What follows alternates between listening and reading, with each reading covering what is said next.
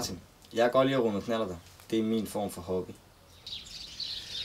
Jeg har valgt at sætte en af de 10 få udstødninger, som findes i Danmark, produceret i Spanien, på min knallert, fordi den giver 15 km i timen til 20 ekstra. Tunencylinderen. Forskellen er størrelsen inde i cylinderen.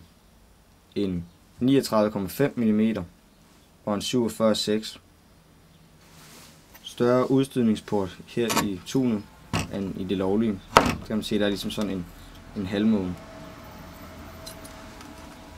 Bedre skyllekanaler i tunet end det lovlige. Giver også lidt tophastighed.